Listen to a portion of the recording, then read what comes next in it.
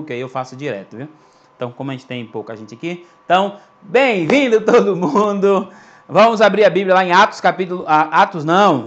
Tiago, capítulo 4, vamos falar sobre ateus práticos. O que eu quero pensar sobre ateus práticos? Eu estudei tanto Tiago, capítulo 4, que eu dividi ele em duas mensagens, porque parece que os textos não fazem muito sentido, até porque Tiago é muito assim. Ele está falando aqui, de repente ele muda aqui a ideia dele, mas eu quero convidar você a deixar aberto aí no capítulo 13 e eu vou só recapitular aquilo que eu tenho falado durante pelo menos as 4 semanas. Eu acredito que nas 2 próximas semanas eu encerro Tiago e eu já tenho outra coisa já para a gente começar a pensar. Mas ele diz assim: ouçam agora, vocês que dizem hoje ou amanhã iremos para esta ou aquela cidade, passaremos um ano ali, faremos negócios e ganharemos dinheiro. Vocês nem sabem o que lhes acontecerá amanhã. E ele vai seguindo ali o texto, falando sobre muitas coisas que eu vou citar daqui a pouco. Mas quando ele começa o capítulo 4, que eu preguei semana passada, ele já começa falando sobre a guerra que se tem contra o próximo. Ele fala da guerra que você tem, a guerra interna que eu tenho comigo mesmo e a guerra que eu tenho contra Deus. E ele fala que tudo isso é uma batalha que acontece na nossa mente. A gente normalmente não expõe isso para as pessoas, a gente só fica com essa coisa aqui na sua cabeça, né? Aí a partir do 13, ele começa a falar sobre autoconfiança e presunção, que aí é a outra guerra de Tiago. Porque o 11 e o 12, ele vai tratar sobre maledicência. Eu não cheguei a citar esses 2 versículos na semana passada, mas ele vai falar sobre maledicência. E a partir do 13, ele fala sobre autoconfiança, sobre essa presunção. O que é essa autoconfiança? É fazer seus planos como se você não dependesse de Deus. Autoconfiança é quando eu faço tudo o que eu imagino sem depender, como se Deus não existisse. E aí daqui a pouco você vai entender o porquê que a gente vai falar sobre ateus práticos. Porque Tiago, de alguma forma, ele não está combatendo aqui a ideia de planejar. Né? Na administração você tem o PODC, planejar, organizar, dirigir, controlar. Todas as vezes que você vai fazer algum plano, você precisa planejar ele. E não é essa a ideia de Tiago. Não é que você não deve planejar a vida. Não é viver baseado da forma errada na aplicação do versículo de que basta cada dia seu próprio mal. Mas Tiago está combatendo um planejamento de vida sem levar Deus em conta. Quando a gente finge que Deus não existe. E aí ele vai nos chamar a algumas percepções. Tiago começa a nos dar algumas percepções do que é a vida. Então ele fala, a primeira coisa que ele diz é que a vida é complexa. O versículo 13 ele diz isso: ouçam agora vocês que dizem hoje e amanhã iremos para esta ou aquela cidade, passaremos ali um ano, faremos negócio e ganharemos dinheiro.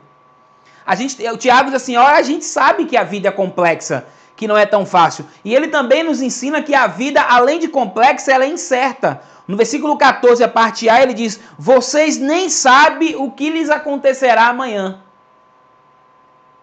Além de complexa e incerta, ele também diz que é breve, porque na parte B do capítulo 14, ele faz uma pergunta, né? Que é a sua vida? Vocês são como neblina que aparece por pouco tempo e depois dissipa. Ele diz assim, olha, a vida não é fácil, a vida é incerta, porque você não sabe o que vai acontecer amanhã. Eu tenho certeza que você não imaginava que 2019, lá no culto do dia 31, e se você é daquelas igrejas que faz aquelas campanhas 12 dias de bênção para 12 meses de vitória, você acabou de perceber que isso não funciona, porque nós estamos num 2020 difícil, estamos na pandemia, uma situação, a nossa cidade aqui em Macapá, lockdown até terça-feira quando inicia, graças a Deus alguns vídeos de UBS com UBS vazias aqui, vizinho aqui de casa, já é reflexo disso, do pessoal ficar em casa. A gente começa a perceber que tudo vai passando. A gente vê hoje na televisão aí a guerra agora de pessoas de um lado político contra outro lado político, e parece que os políticos conseguiram o que eles queriam, que a população começa a lutar entre si, a brigar entre si. Então a vida é complexa, é incerta, é breve, e Tiago diz que é frágil. Porque no versículo 16 ele diz: agora, porém, vocês se vangloriam das suas pretensões, e toda vanglória como essa é maligna. Ele diz: olha, a vida é frágil, vocês não criem confiança na vida, não se baseiem na vida. Então Tiago vai nos ensinar que a gente corre um sério risco, como dizia Cazuza, né? Cazuza diz que as suas verdades não condizem aos fatos. A gente, por muitas vezes, professa uma coisa, mas o que se vê é outra coisa. O que se vive é outra coisa. A realidade é outra. E Tiago vai falar sobre isso. Tiago vai dizer assim: olha, vocês são ateus práticos, vocês professam a fé, vocês dizem que acreditam em Deus, mas quando vocês vão viver, vocês vivem como se Deus não existisse. Porque ateus vivem assim, ateus vivem como se Deus não existisse. Eles não estão preocupados com moral, com o cristianismo e com a moral cristã. Eles querem viver de acordo com aquilo que eles acreditam. Que Deus não existe e que não há todo esse temor que a gente às vezes quer ter. E aí, por muitas vezes, nós nos tornamos ateus práticos, porque falamos que acreditamos em Deus, mas não colocamos Deus em nossa vida. E aí, a minha pergunta para a gente pensar durante essa noite é: quando é que eu me torno um ateu prático? Quando é que eu me torno um ateu prático? E Tiago vai nos ensinar que eu me torno um ateu prático quando eu não incluo Deus nos meus planos. Quando eu começo a viver a minha vida sem incluir Deus nos meus planos, é porque eu comecei a me tornar um ateu prático. O versículo, vou voltar de novo agora a todos os versículos, mas o 13 ele diz: ouçam agora vocês que dizem hoje e amanhã iremos para esta ou aquela cidade, passaremos um ano ali, faremos negócios e ganharemos dinheiro. De quem que Tiago está falando? Ele está falando na época dos mascates, dos negociantes que tinham naquela época. Porque eles faziam todos as suas negociatas e Tiago vem, e a gente tem que lembrar que semana passada falar sobre isso, sobre a questão do mundanismo, de a gente se basear nos princípios que a sociedade vai impondo, e Tiago começa a falar sobre esses negociantes que iam fazendo seus negócios, iam planejando tudo, e não estavam muito preocupados com o que Deus pensaria ou deixava de fazer. E talvez alguns deles começavam agora a fazer parte da igreja de Jesus. E aí esses mascates, eles eram judeus, que começavam a conhecer ali, que tinham a ideia de um comércio lucrativo e a economia estava acima de tudo. Ganhar dinheiro era mais importante do que qualquer outra coisa. E Tiago começa a dizer para eles, porque começa o versículo 13, quando Tiago começa, ele começa a fazer uma advertência baseado naquilo que acontece no versículo 1 até o versículo 10 do próprio capítulo. Porque ele vai dizendo: olha, é bom vocês considerarem Deus na vida de vocês. É bom vocês considerarem os princípios de Deus na vida de você. Porque o problema não era a questão do planejamento, mas eles esqueciam de Deus. Eles esqueciam do que Deus podia fazer. E aí uma coisa que a gente precisa entender é o seguinte, que ninguém deixa Deus de fora da sua vida e pode estar seguro. Se Deus não está no projeto da minha vida, eu não estou seguro. Eu só estou seguro quando Deus está no curso da minha vida. Quando Ele é Senhor da minha vida. Porque a vida, ela não é incerta para Deus. Ela é incerta para nós.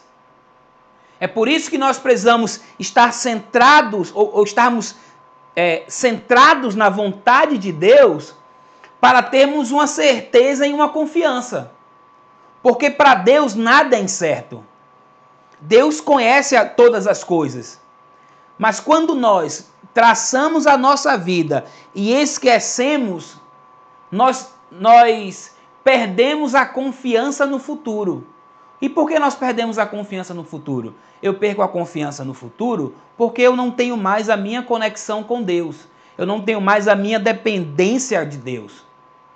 Então, o primeiro princípio que eu preciso entender para eu não me tornar um ateu prático é que eu preciso incluir Deus nos meus planos.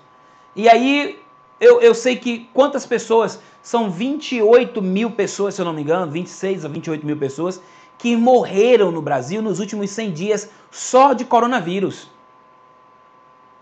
Muitas das pessoas tinham sonhos, projetos, e perderam sua vida. E não puderam ir muito longe. E essa semana eu conversava com um amigo e falava sobre isso. Falei, é importante que as pessoas assistam a televisão, porque a televisão vai fazer com que elas vejam que a situação está crítica. Porque se ninguém assistir televisão, você estava na rua rodando aí e poderia estar morrido também. Ou pessoas queridas a você poderiam ter morrido por causa da minha irresponsabilidade. E é por isso que às vezes por isso que é importante saber as notícias, e aí, claro que é preciso pesar o extremismo de um lado ou de outro, mas saber que a doença está matando e muita gente. Então Tiago vai nos dizer isso, olha, no meio dos seus planos, coloque Deus. Segunda ação para que eu não me torne, que quando eu faço eu me torno um ateu prático, é quando eu encaro a vida como algo substancial. Algo substancial. E aí eu coloco a minha confiança na vida. O versículo 14, Tiago diz assim, vocês nem sabem o que lhes acontecerá amanhã. Que é a sua vida? Vocês são como neblina que aparece por um pouco de tempo e depois dissipa. Jó também, ele diz assim, lembra-te que a minha vida é vento.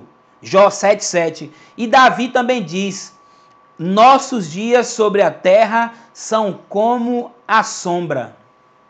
Aquelas pessoas que lembram que a vida é breve, aquelas pessoas que percebem a brevidade da vida, terão a sua audácia refreada.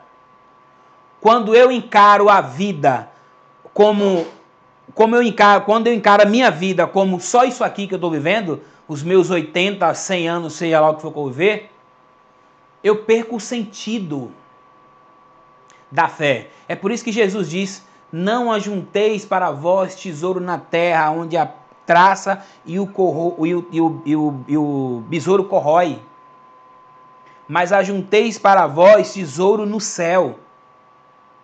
Quando nós começamos a encarar a vida como algo substancial, quando nós colocamos a nossa confiança naquilo que nós temos, eu não sei se você viu hoje um rapaz, um empresário de São Paulo rico, que tomou uma bebida e começou a brigar com a mulher ligou para a polícia, e o policial chega lá e ele fala para o policial, você ganha R$1.000 e eu ganho 300 mil.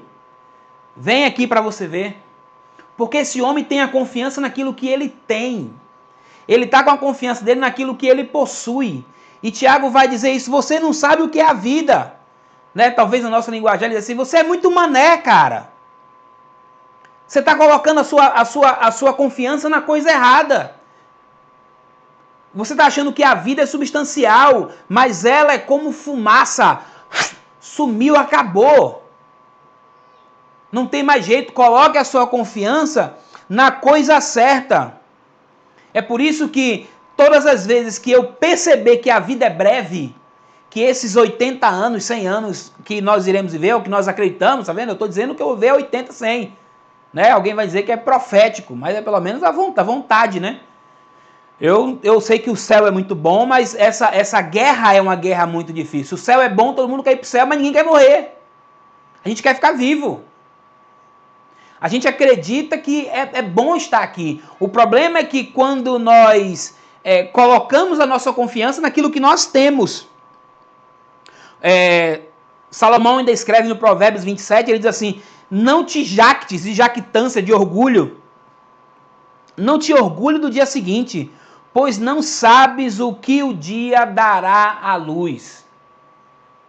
Meu irmão, eu espero que dos nossos espectadores que estão aqui, domingo que vem você esteja aqui de novo para me ouvir. mas corre um sério risco de nem eu poder estar aqui pregando de novo. E é por isso que a nossa confiança está em Deus e que nós devemos olhar para o céu.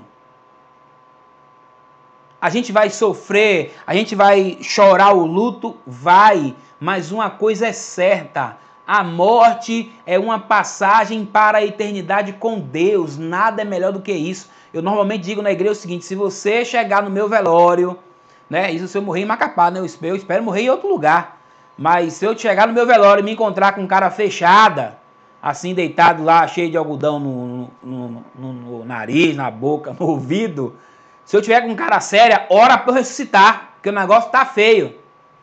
Mas se eu tiver com a cara alegre, né? O pastor morreu feliz, ó rapaz, que benção. Não ore para eu ressuscitar, deixa eu quieto lá. Porque o céu é melhor do que aqui. Não haverá mais choro, não haverá mais tristeza, não haverá mais nada. Então por que a preocupação? Porque nós não fomos feitos para a morte. Nós somos feitos para a vida. Por isso que nós sofremos esse desligamento. E é preciso sofrer mesmo o desligamento. Mas ter a certeza de que a vida aqui é passageira. Tinha um louvor antigo que dizia, somos peregrinos, aqui estamos de passagem. As lutas se findarão no céu e nós iremos voar. Ou é voltar, não sei das duas frases aí. Mas nós voltaremos para o nosso lar, voltaremos para estar com Jesus na eternidade. Por isso que nós nos tornamos ateus práticos, quando nós começamos a colocar a nossa confiança naquilo que nós temos. Confiança naquilo que nós construímos em vida. Falei sobre semana passada, sobre sentimento de sucesso. Você compra um carro novo, agora eu sou sucesso, ó, conseguir coisas. Mas de que vale o homem ganhar o mundo inteiro e perder a sua alma? De que vale tudo isso? Por isso que Tiago vai nos dizer, a vida, irmão, é passageira. E eu vou lembrar até da música da Ana Vilela, né? Que a vida é trem... Como era a música? Que a vida é mais que passeio. Esqueci a letra da música. A vida é trem bala parceiro e a gente é só passageiro prestes a partir. Eu espero que eu não esteja tão prestes a partir, viu? Quero estar aqui domingo que vem de novo. Se você crê, diga amém aí onde você está, pelo amor de Deus. Terceiro, quando eu me torno um ateu prático, quando as minhas convicções não passam de chavões e clichês. É um outro momento quando eu me torno um ateu prático. Tiago diz assim no versículo 15, ao invés disso, deveriam dizer, se o Senhor quiser, viveremos e fazemos isso ou aquilo. Você, como eu, muitas vezes usa isso como chavão. Não, se Deus quiser. Quando não, é o quê? É em nome de Jesus, que em nome de Jesus se transformou meio que num abacadabra, num Allahu Akbar, alguma coisa assim. Não, se Deus quiser vai dar certo. A gente usa isso como chavão. Mas no nosso dia a dia, nós esquecemos que Deus existe. E Tiago diz isso, ao invés disso, deveriam dizer, se o Senhor quiser, mas Tiago não está dizendo aqui no texto que é para a gente usar isso como chavão, mas que isso se tornasse um pensamento, um pensamento prático, que na minha vida eu decidisse de que tudo que eu for fazer, Deus vai estar ali como a coisa mais importante. Porque a coisa mais importante é ter uma atitude de coração correta em relação a Deus. E não uma repetição de uma mera fórmula. Não, se Deus quiser vai dar certo. Não, se Deus quiser, né? Não, se Deus permitir. Mas só como chavão. Na verdade, você está fazendo os seus planos. Se você acha que... Você diz assim, não, recebi uma proposta de emprego para ir para uma outra empresa. Pensa comigo. Pensa comigo. Receber uma... não, mas se Deus quiser, eu vou para lá, né? Ó, se Deus quiser, você vai, é mesmo. Aí o cara te liga, quanto você ganha aí? 5 mil. Se vier para cá, eu te dou 10 mil. Você não vai perguntar para Deus. Fala a verdade. Você vai dizer assim, rapaz, se dobrou meu salário é de Deus. Se dobrou é de Deus. Mas aí eu normalmente falo isso também na igreja, de que quando a gente quer fazer alguma coisa, que a gente está com medo, a gente ora para Deus, Senhor, se for da tua vontade, Senhor, abre essa porta para que isso aconteça.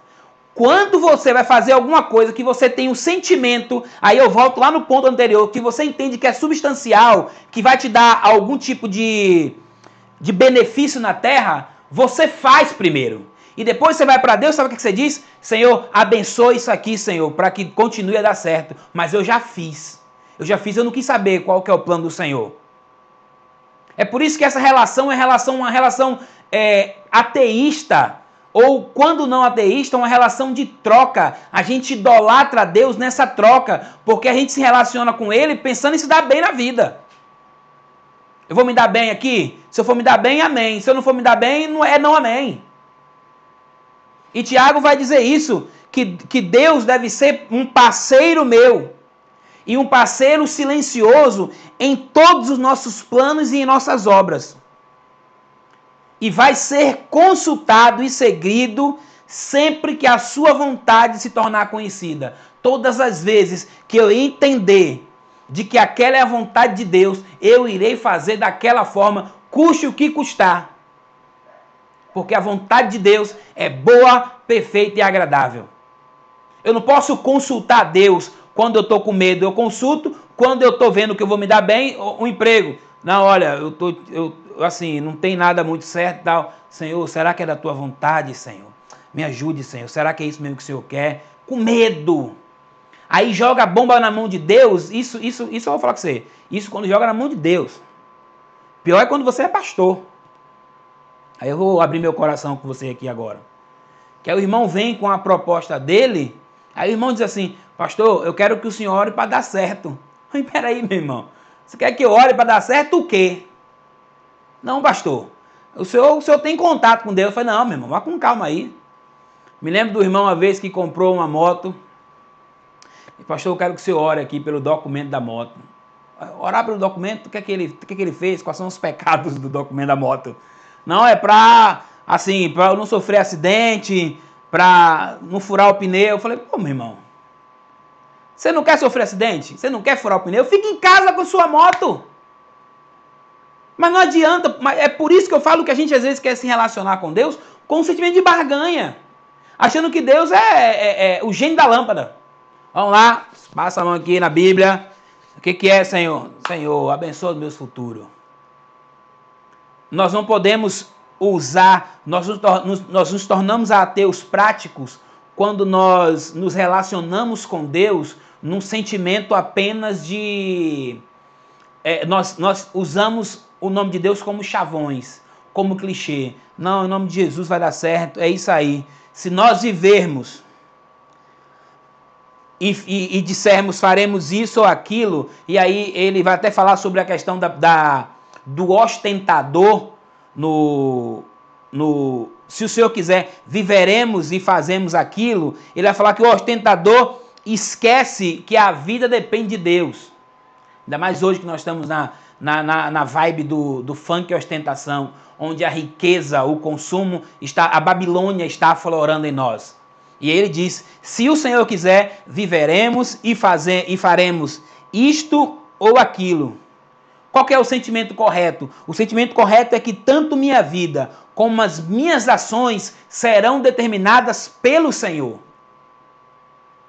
Quando eu digo, se o Senhor quiser, eu vou fazer isso, eu estou dizendo que tudo que eu fizer vai ser baseado nele. Mas não é assim na prática. Nós sabemos que não é assim na prática e você precisa estar ciente disso. E eu preciso estar ciente disso, que na prática não é assim. Nós dizemos que se Deus quiser, mas na verdade quando nós vamos fazer nossos negócios, nós estamos nem um pouco preocupados com o que Deus pensa. Nós estamos preocupados com o seguinte: eu vou me dar bem? Se eu for me dar bem, beleza. Estou nem vendo. E às vezes eu até penso que é preciso equilibrar isso aí. Mas é por isso que quando nós falamos das nossas crenças, falamos dela publicamente. Mas quando nós vamos viver, nós vivemos como se Deus não existisse, nós nos tornamos ateus práticos. Na prática mesmo, na lábia, nós falamos: a paz do Senhor, meu irmão. Ô glória, glória a Deus. É bênção, viu, varão? Ô aleluia, ou quer dizer, ô irmã, aleluia. Vai ser glória hoje, hein? Vai ser manto. Mas na prática, eu vivo como se Deus não existisse. Na prática, o meu padrão de vida é um padrão vergonhoso. Na prática, a vontade de Deus está depois dos meus desejos. E Tiago diz, quando vocês usam se Deus quiser, se for da vontade de Deus como chavão, vocês são ateus, vocês não acreditam em Deus.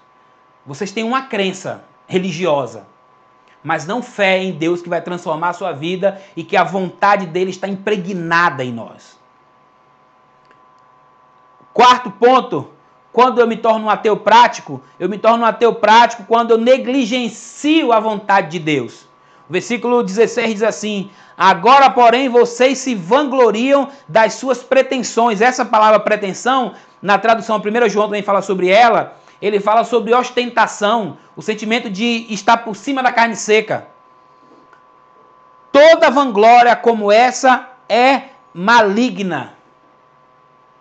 Quão longe um homem pode ir em sua negligência de Deus, em sua negligência da vontade de Deus? Quanto mais eu negligencio a vontade de Deus, quanto mais eu negligencio Deus, mais eu me torno um opositor dele. Quanto mais eu negligencio a sua vontade, mais eu sou opositor à sua vontade.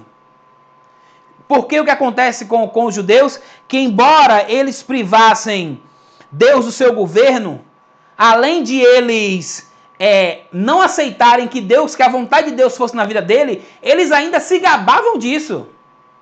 Eles diziam assim, eu não preciso de Deus não, olha aqui, olha a vida que eu levo. Tá tudo acontecendo certinho, eu abandonei Deus, mas nada dá errado. Além de ele negligenciar Deus, ainda se gabava disso. E não se gabava muitas vezes abertamente, mas no coração eles se colocavam como superiores. No coração eles se colocavam como alguém que estava acima de Deus. E Tiago vem dizer, olha, vocês preparem. Embora eles estivessem inchados de confiança em si mesmo, mas a mente deles estava sendo tomada de vaidade. E por causa dessa vaidade, eles desprezavam Deus. Eles colocaram aquilo que eles tinham como algo substancial. E esqueceram de Deus. Vivemos uma época, para nós evangélicos, assustadora. Assustadora com a teologia da prosperidade, os pastores coaches, os obreiros coaches, a galera que trabalha a sua imagem pessoal, que precisa aparentar bem, que diz para você que você não vai ter problema, que diz para você que as coisas têm que andar certo, que diz para você que se você fizer 12 dias de oração lá no início do ano, você vai ter um ano abençoado. E claro que isso tudo movimentado à base de dinheiro. E você repete isso 3, 4, 5 anos e é enganado. E é enganado porque de alguma forma você é igual a eles. Porque está ali servindo apenas porque quer que as coisas aconteçam boas para a sua vida. Até porque se for para servir um Deus que as coisas não melhoram na minha vida, não sirva. Ou vamos ouvir de um pastor, quem der, deu. Quem não der, não deu. Tem outro que dá. Não é esse o sentido, não é esse o sentido de nós vivemos o Evangelho. O sacrifício de Jesus na cruz foi mais importante do que qualquer outra coisa. E o nosso olhar é o céu. E não o céu como o céu físico das ruas de ouro de cristal. O nosso foco é a presença de Jesus. Fernandinho, em um dos CDs dele, disse que se eu quiser ir para o céu apenas com medo do inferno, me mande no inferno. Se eu quiser ir para o céu só porque o céu é bonito também, não me deixe ir para o céu. Eu preciso ir para o céu por causa da presença de Jesus. É isso que deve atrair meu coração. É isso que deve chamar meu coração. Esse orgulho é um orgulho pecaminoso, iníquo. Esse orgulho de Israel se baseia num conceito errado sobre si mesmo e sobre o que pode ocorrer com você. Israel estava preso nela mesma. Estava confiante em si. E eles desconsideravam a sua dependência de Deus. Olha o que diz Jeremias, capítulo 9, versículo 23. Assim diz o Senhor: não se glorie o sábio em sua sabedoria, nem o forte em sua força, nem o rico em sua riqueza, mas quem se gloriar, glorie-se nisto, em compreender-me e conhecer-me, pois eu sou o Senhor e ajo com lealdade, com justiça e com retidão sobre a terra, pois é dessas coisas que me agrado. Aleluia! Quem que tiver que se gloriar, não se glorie porque você tem coisas. Se glorie porque você é conhecido como alguém que anda com Deus, que conhece Deus, que tem um caráter de Deus e que a sua vida depende dele. Nós não podemos vivermos dentro de igrejas e de religiões, mas vivermos como ateus, como se alguém que não dependesse de Deus. E Tiago conclui o seu trecho de carta dizendo no versículo 17: pensem nisto, pois quem sabe que deve fazer o bem e não faz, comete pecado. 3 atitudes uma pessoa tem diante da vontade de Deus. Ou ela ignora, ou ela desobedece, ou ela obedece. Existem pelo menos, que eu citei aqui, 4 formas que nós podemos nos tornar um ateu prático. Você pode não incluir Deus nos seus planos e fazer da sua vida aquilo que você bem quer, e você tem liberdade para fazer isso. Você pode encarar a vida como algo substancial e confiar nisso aqui. É o que está aqui, tá bom, estou sendo sucesso, consegui um bom emprego, consegui tudo, vou reclamar de quê? Você pode também viver com uma boa palavra crente, mas só palavra, convicções que não passam de chavões, porque no dia a dia você não liga para o que Deus pensa, e você pode também negligenciar a vontade de Deus. Mas também você pode negligenciá-la, você pode desobedecê-la, você pode fazer de conta que ela não existe, ignorá-la, ou você pode obedecê-la e dizer: Senhor, eu quero ser um cristão convicto, um crente convicto, mas não crente no sentido de fazer parte de igreja evangélica, uma pessoa que crê e que essa crença transforma a sua vida e transforma o governo da sua vida. Nós podemos planejar e trabalhar para realizar grandes sonhos. Podemos. Devemos ser empreendedores da nossa vida, mas sempre submetendo nossos sonhos à vontade de Deus.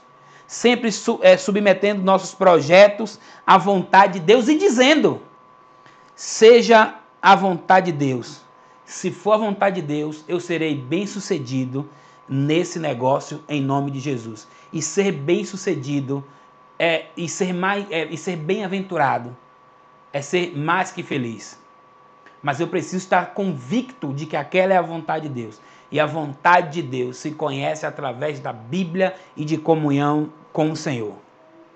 Minha oração é que a incerteza da vida, que a incerteza de que nós não sabemos quando vai acabar o coronavírus, é que todas essas incertezas que a vida nos dá possam nos relembrar do quanto nós somos dependentes de Deus.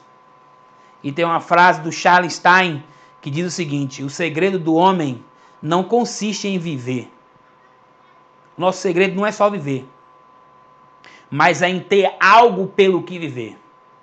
E o meu convite a você é que eu e você, que esse algo que nós iremos viver é pela vontade de Deus, é vivermos por Jesus.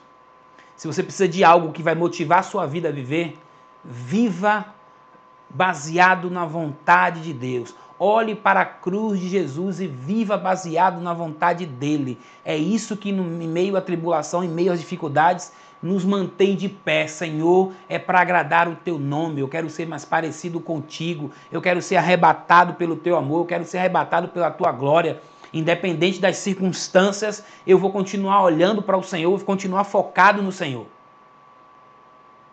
abandone toda e qualquer vínculo com Deus apenas religioso, falso. E diga para Deus: Senhor, transforme a minha vida porque eu quero ser dependente do Senhor. Esteja no controle da minha vida. Esteja no volante da minha vida. Faça em mim aquilo que o Senhor quer. E quando for difícil, rasgue o seu coração e chore e diga: Senhor, eu não consigo entender a tua vontade. E Deus vai dizer normalmente no nosso coração: você quer minha vontade ou quer apenas se dar bem? Por muitas vezes a vontade de Deus a gente vai se dar bem. Mas a alegria de Deus não é uma alegria momentânea. A alegria de Deus é eterna. A alegria do mundanismo é passageira. É como nuvem que passa. Firme em Deus. Baixe sua cabeça, eu quero orar com você. Nós te louvamos, Senhor. E confessamos que por muitas vezes, em nossas atitudes práticas, nós nos tornamos ateus. Aqueles ao qual nós tão criticamos.